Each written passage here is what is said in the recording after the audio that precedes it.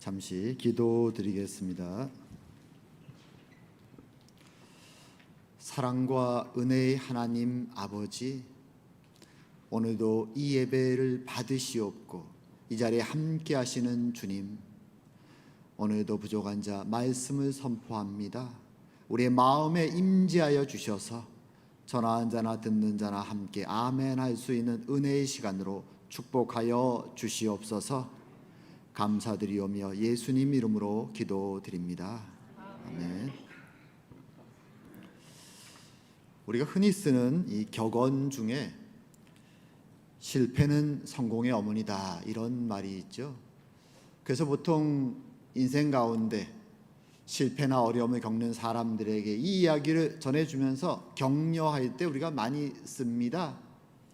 그리고 역사나 사람들의 삶 속에서 실제로 이 격언이 딱 들어맞는 내용들도 많죠.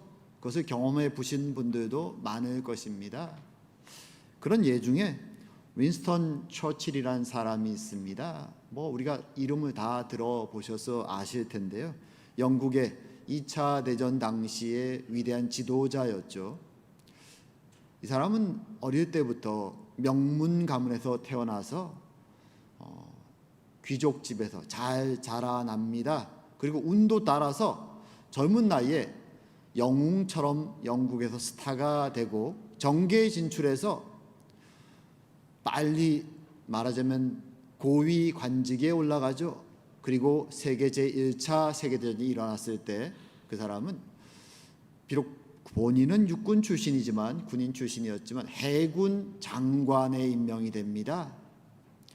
근데 해군 장관으로서 영국 무적 함대를 이끌고 전쟁을 해 나가는데 이상하게도 그 이전까지는 젊을 때는 계속 모든 게 승승장구할 것 같았는데 실패를 거듭합니다. 그래서 사람들에게 조롱의 대상이 될 정도로 그의 인생은 막 잘 나가다가 갑자기 떨어지는 것이죠. 거의 10년 정도를 암흑의 시간을 보냅니다. 이제 그의 인생은 아직 젊음에도 빛이 보이지 않는 것 같습니다. 그럴 때 세계 제2차 세계대전이 일어나고 그에게 다시 한번 기회가 주어지죠. 그리고 이때 그는 자신이 그동안 전쟁에서 실패했던 경험을 거울 삼아서 전쟁을 잘 수행하면서 수상이 되고 결국 2차 세계대전을 승리로 인도합니다. 그리고 지금까지도 영국의 수상 중에 전설적인 인물로, 존경받는 인물로 남아 있습니다. 그래서 이런 이야기들을 보면 우리가 인생에서 실패란 것은 쓰라린 것이지만 그것을 잘 교훈 삼는다면 인생에 있어서 성공할 수 있다라는 좋은 교훈이 되죠. 대부분 세상의 인생에서 그 말은 맞습니다. 그런데 그런 교훈을 가지고 우리가 오늘 읽은 본문의 사건을 잘 보면 좀 고개를 갸우뚱하는 점이 있습니다. 무엇인가 하면 오늘 본문은 사도 바울의 3차 전도 여행을 다루고 있습니다.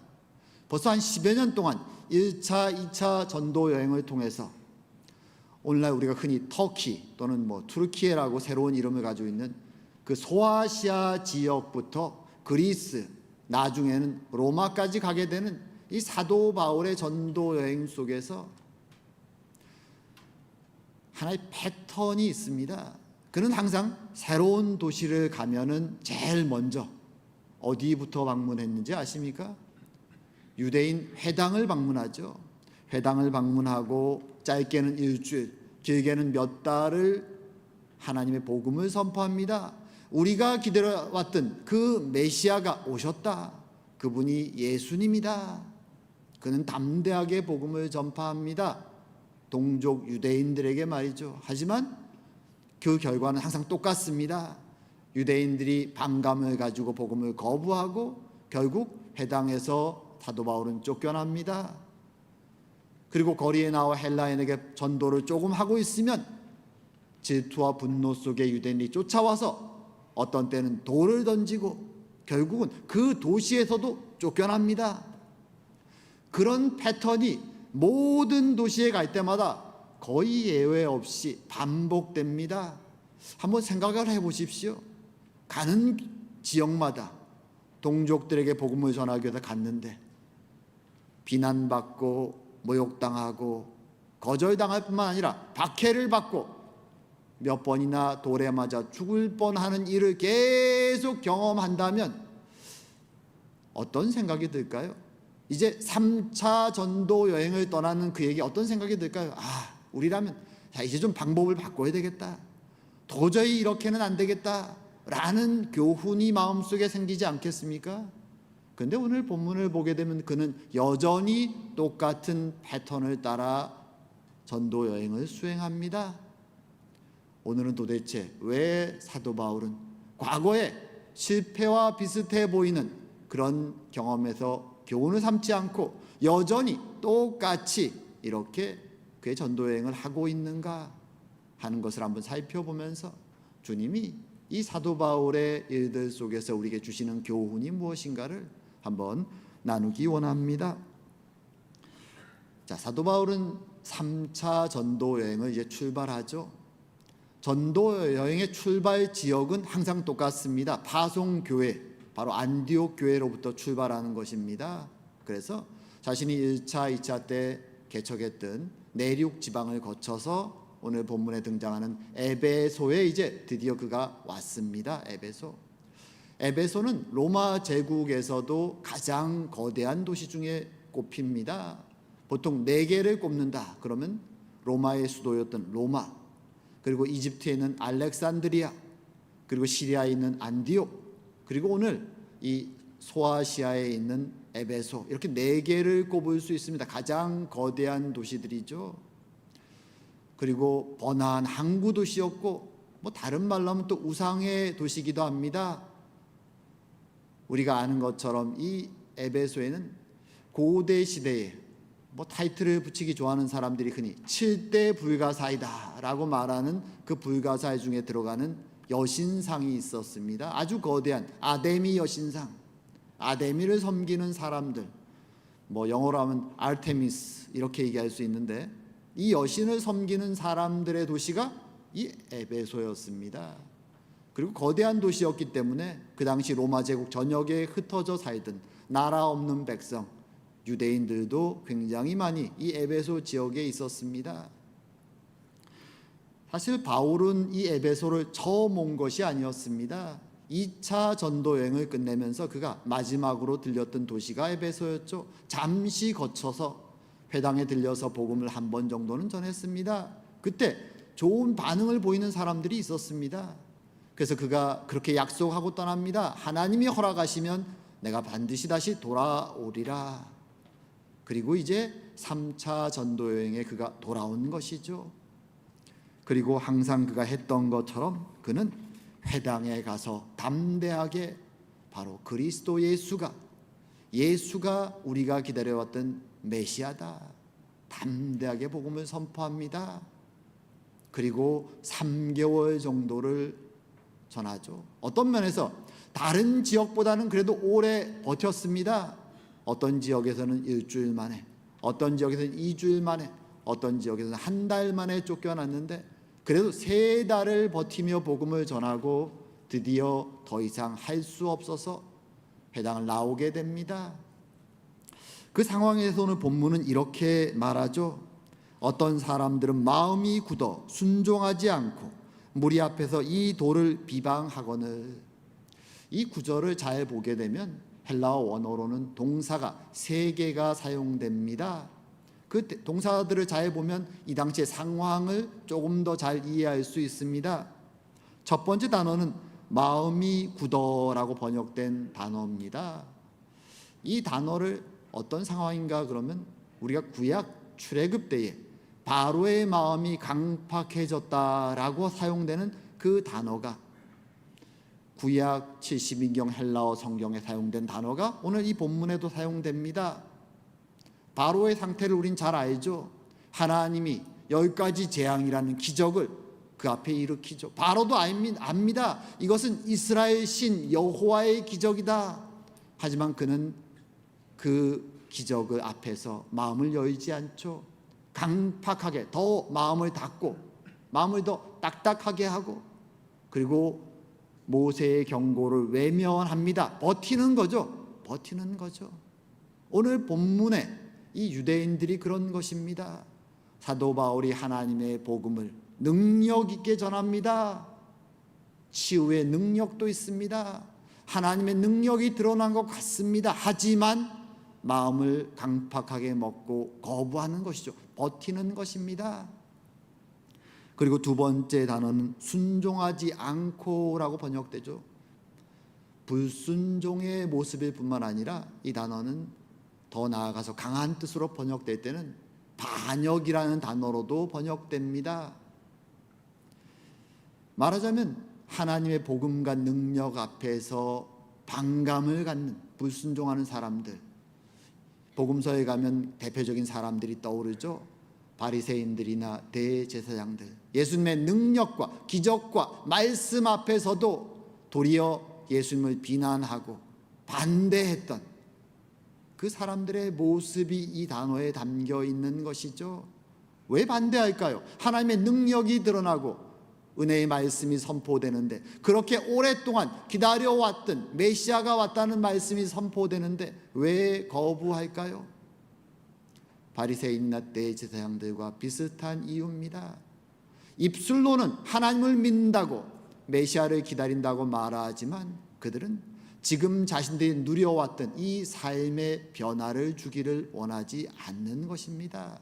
내가 지금 누리고 있는 것, 사람들의 존경과 또 자신들이 살고 있는 이 세상의 모습들, 여러 가지 면에서 잘 살고 있는 지금 나의 모습, 내가 움켜쥐고 자랑스럽게 생각하는 것들, 결코 내려놓기를 원하지 않는 것입니다. 변화를 원하지 않는 것입니다.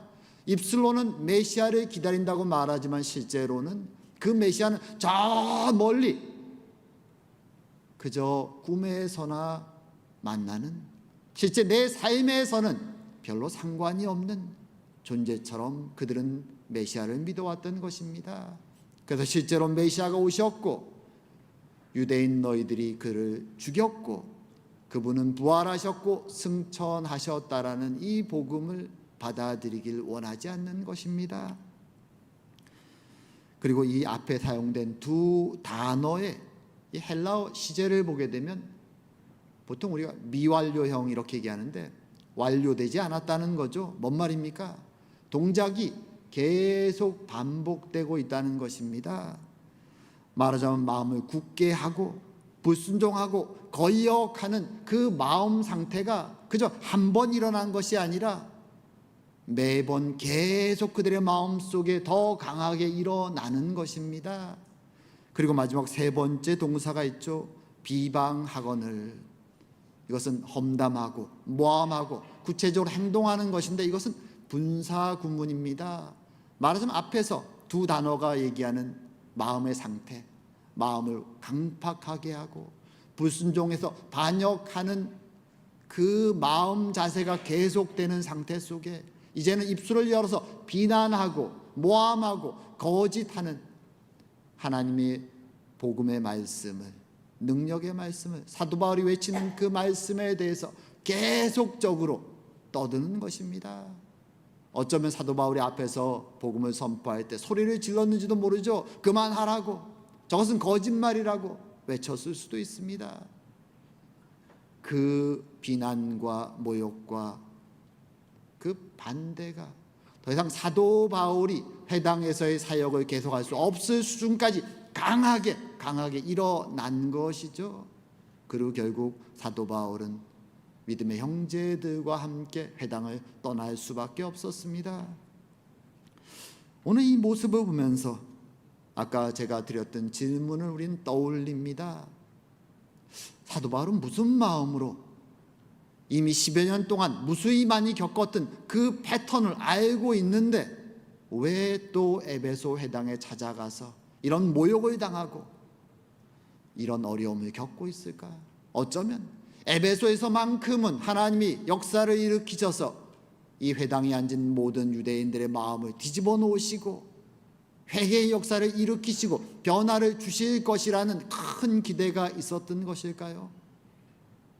아마 사역자로서 바울은 그런 기대를 한쪽에는 항상 가지고 있을 것입니다. 하지만 동시에 그는 또한 한편으로 알고 있었습니다. 분명히 또 복음을 대적하고 나를 비난하고 나를 쫓아내고 어쩌면 나를 또한 죽이려고 할 수도 있겠구나. 그럼에도 불구하고 그가 여전히 에베소 회당에서부터 복음 사역을 시작하는 데에는 이유가 있습니다. 두 가지 정도 이유를 찾아볼 수 있습니다. 첫 번째는 그것이 그의 사명이었기 때문입니다. 복음을 선포하는 것, 그가 분명히 고백하고 아는 것이 있죠. 복음을 나가서 선포하는 것이 나의 사명이고 사람들의 마음을 변화시키는 것은 하나님의 역사다. 물론 마음속에서 간절히 그들이 변화받기를 기대하지만 그것은 그의 사명이 아닙니다. 그의 사명은 복음을 담대히 외치는 것이죠. 그리고 그 복음에 외치는 순서에 있어서 비록 자신은 이방인의 사도로 부름을 받았지만 항상 하나님의 역사의 순서에 따라서 복음이 전해진 순서에 따라서 먼저는 유대인에게요 또한 헬라인에게라 라는 그 순서를 그는 항상 지키는 것입니다.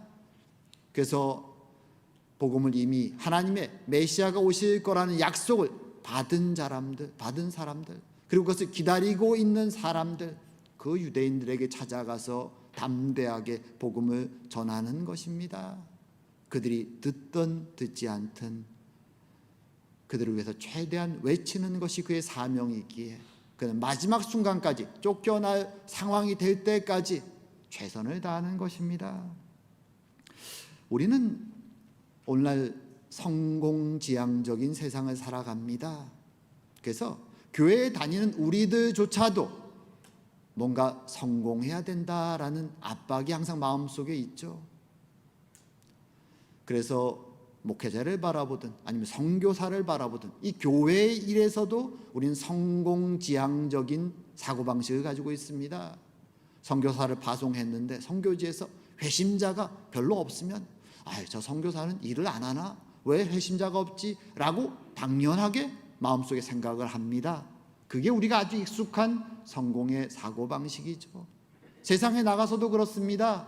우리의 삶을 살면서도 우리가 세상적으로 돈을 벌고 명예를 얻고 성공한 인생을 살면 교회에 와서도 마치 내가 하나님의 축복을 받은 사람인 것처럼 어깨를 펴고 당당하게 행동하지만 세상 속에서 내가 무엇인가 재산을 모으지 못하고 명예로운 직업도 갖지 못한다고 생각하면 나는 하나님의 은혜를 받지 못한 것처럼 고개를 떨구는 일들이 우리도 모르게 우리의 사이에 일어납니다.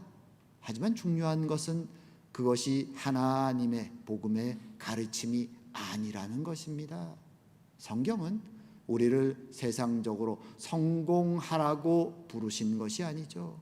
주님은 우리를 하나님 말씀에 순종하는 삶을 살라고 부르셨습니다.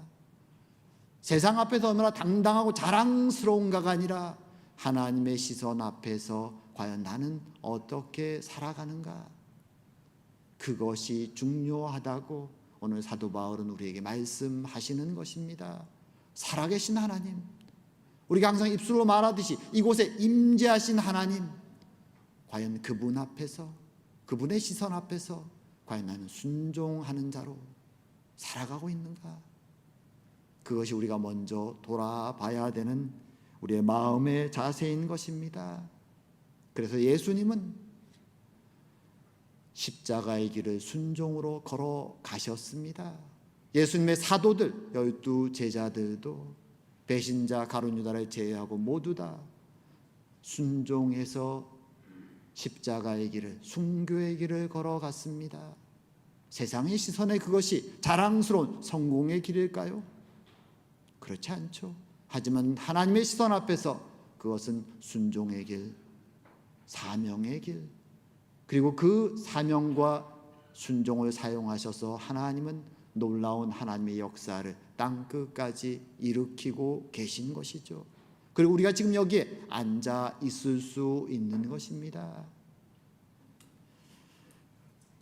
그래서 사도 바울은 에베소 회당을 들어가며 여기에서도 아마도 사람들은 나를 대적하고 나를 위협하고 비난하고 죽이려고 할지 모르지만 나의 사명을 감당하리라 라는 마음으로 에베소 회당에서 쫓겨나는 그 순간까지 복음을 선포했던 것이죠. 생명의 복음을 말입니다. 그리고 두 번째로 사도 바울이 이 회당에서 끝까지 복음을 전할 수 있었던 이유는 무엇인가 하면 그의 마음속에 회당에 앉아있는 그 유대인들을 바라보면서 사랑과 안타까움이 있었기 때문입니다. 사도 바울은 자신을 핍박하고 비난하는 그 사람들을 바라보면서 손가락질하지 않습니다. 왜냐하면 그 모습이 과거의 자신의 모습이라는 것을 알기 때문입니다. 사도행전 우리가 지금 19장을 보고 있는데요, 22장에 가면 사도 바울은 예루살렘에 가서 자신을 죽이려는 유대인들 앞에서 복음을 선포합니다. 그때 그가 이런 말을 하죠. 22장에 내가 이 돌을 박해하여 사람을 죽이기까지 하고 남녀를 결박하여 옥에 넘겼노니 이에 대제사장과 모든 장로들이 내 증인이라. 사도 바울은 그들의 핍박과 비난과 그 안타까움을, 그들의 그 손가락질을 볼 때마다 자신의 과거의 모습을 떠올리는 것입니다. 저 자리가 나의 자리였는데, 그는 그 과거에 어떤 면에서 굉장히 부끄러운, 지금 현재 사도로서 하나님 말씀의 사도로서 생각할 때 너무나 부끄러운 과거고 드러내기 부끄러울지 모르지만 그는 담담하게 그리고 담대하게 자신의 그 과거의 부끄러운 모습을 고백합니다. 왜냐하면 거기에 은혜가 있기 때문입니다. 그래서 자신을 비난하고 핍박하는 그들이 밉지만, 인간적으로는 밉지만, 하지만 그 자리가 자신의 자리였음을 알기에 그들을 마냥 미워할 수 없는 것입니다. 은혜로 자신이 그리스도의 부르심으로 은혜로 지금 이 사도의 자리에 왔지만 만약 불러주시지 않았다면 저 자리가, 저 비난의 자리가, 핍박의 자리가 바로 나의 자리일 수 있음을 그는 아는 것입니다. 그래서 안타깝게 그들을 위해서 바라보며 기도하고 그들에게 어떻게든 복음을 전하려고 애쓰는 것이죠. 우린 세상을 살면서 세상의 타락의 모습을 보면서 때로 그런 생각하죠. 야, 세상은 소망이 없구나, 소망이 없구나. 흔히 라디오에서 자주 나오는 구절처럼 크레이지 월드구나 라고 생각할 때가 많이 있습니다. 때로 그런 것을 보면서 주님이 빨리 오셨으면 좋겠다, 세상은 도대체 소망이 없고 가망이 없다, 어떻게 저렇게 타락될 수 있나 라고 비난하고 욕할 때가 있습니다. 하지만 그 비난에 앞서 우리는 생각할 것이 있죠. 주님이 불러주시지 않았다면 저 타락과 욕망과 죄의 자리가 바로 나의 자리였다는 것을 말입니다. 그리고 여전히 우리 안에도 그 유혹의 소리에 흔들리는 연약함이 존재한다는 사실을 말이죠. 그래서 세상의 욕망과 죄의 모습들, 불신앙의 모습들, 주님을 대적하는 자들의 모습을 바라볼 때 막연히 비난하는 것이 아니라 주님 앞에서 그들을 안타까운 마음으로 바라볼 수 있어야 되는 것입니다. 우리는 우리의 선택이나 우리의 능력이나 우리가 남들보다 더 착하기 때문에 지금 여기에 있는 것이 아닙니다. 주님의 선하심으로, 주님의 은혜로, 자비하심으로 우리는 먼저 부르심을 받고 여기에 앉아 있는 것이죠. 그래서 세상을 주님은 향하여서 우리를 보내시는 것입니다. 그리고 더 나아가서 사도 바울은 단순히 그들을 향해서 안타까워하는 마음을 넘어서 로마서에 가면 이렇게 고백합니다. 로마서 9장이죠. 나의 형제 곧 골육의 친척을 위하여 내 자신이 저주를 받아 그리스도에게서 끊어질지라도 원하는 바로다. 이게 무슨 고백입니까?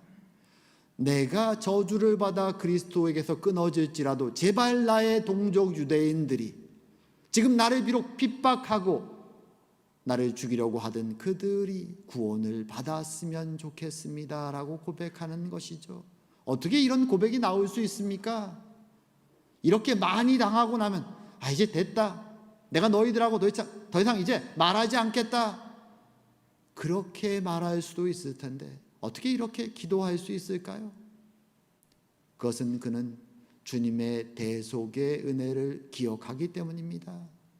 내가 내 죄로 죽을 수밖에 없는데 주님이 나의 저주를, 나의 죄를 짊어지시고 십자가에 올라가 죽으셨음을 기억하는 것이죠. 그리고 그 주님의 대속의 죽음이 나를 위한 것일 뿐만 아니라 저 밖에 지금 방황하는 저 영혼들을 위한 것임을 기억할 때 사도는 주님 앞에 무릎을 꿇고 주님의 마음을 마음에 품게 되는 것입니다. 나의 은혜가, 나의 구원이 너무나 감격스럽고 너무나 감사함을 알 때 그 감사와 사랑의 마음은 내 안에서 머무는 것이 아니라 여전히 방황하고 있는 타락된 세상에서 헤매이고 있는 주님을 반대하고 받아들이지 않고 있는 그 영혼들을 바라보면서 안타까운 마음으로, 사랑의 마음으로 나가게 되는 것입니다. 그리고 그것이 단순히 사도 바울의 모습일 뿐만 아니라 주님이 우리를 향해서 원하시는 마음입니다.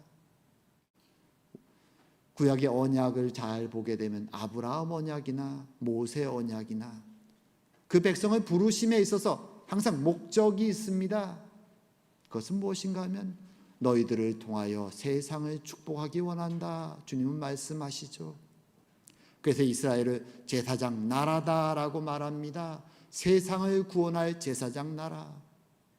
우리의 부르심은 단순히 우리에게 이 땅에서 축복과 은혜를 누리고 살기 위한 부르심이 아니라 여전히 어둠 속에서 방황하는 영혼들을 구원하시기 위해서 하나님의 복음의 사자들로서 살아가도록 우리를 먼저 불러주신 것입니다.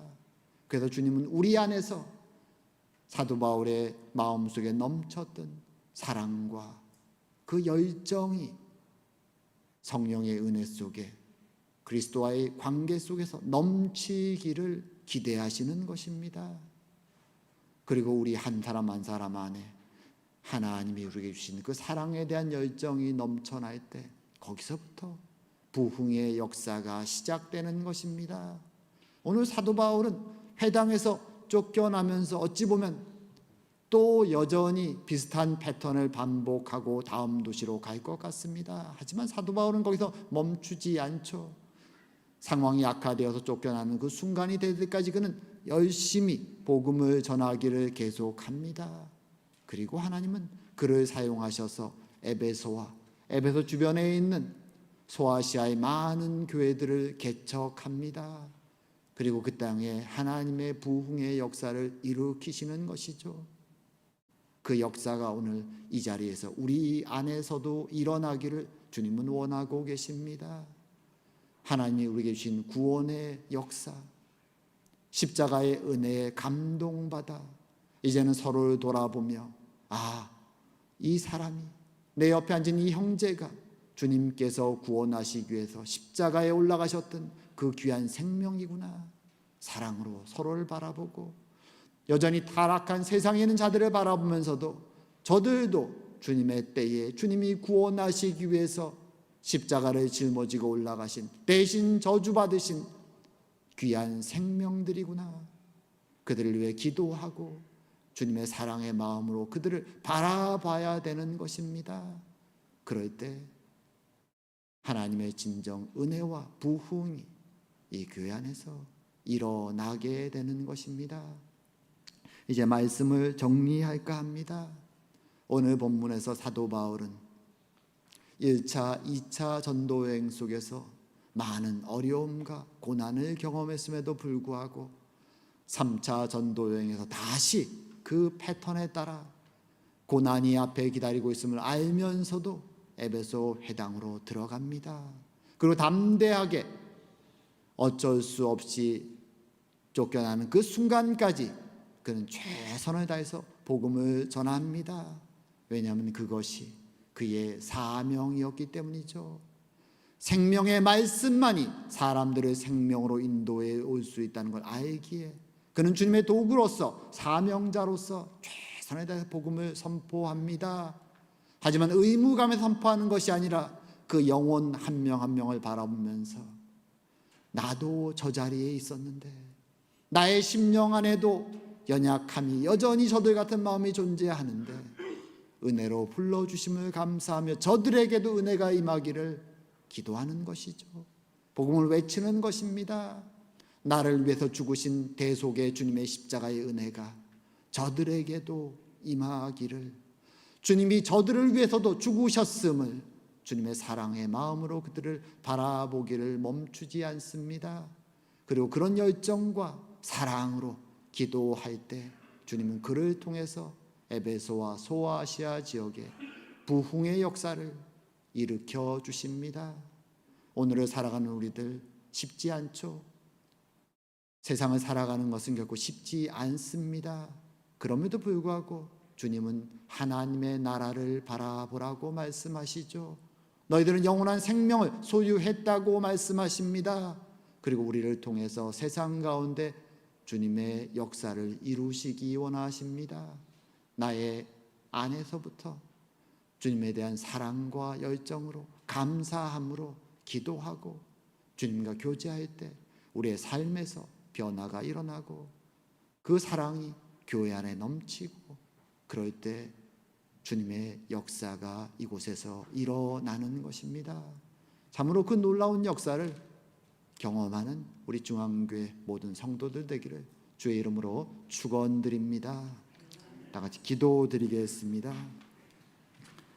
사랑과 은혜의 하나님 아버지, 죄로 죽을 수밖에 없는 저희들을 구원하여 주시고 하나님의 거룩한 백성으로 사랑하는 아들, 딸로 불러주시니 감사드립니다. 우리의 심령 안에 주님의 부르심에 순종하는 마음을 허락하여 주시고 주님의 구원하심에 대한 감사와 사랑이 넘쳐나게 하여 주어서 주님 서로를 바라보며 사랑으로 바라보게 하시고 세상을 바라볼 때에도 사랑으로 바라보게 하셔서 우리 안에 주의 부흥이 일어나게 하여 주시고 교회 안에 주의 부흥이 일어나 사랑과 은혜가 넘치는 교회가 되도록 주님 축복하여 주시옵소서. 오늘도 이 자리에 함께 하시는 하나님께 감사드리오며 모든 말씀 예수님 이름으로 기도드립니다. 아멘.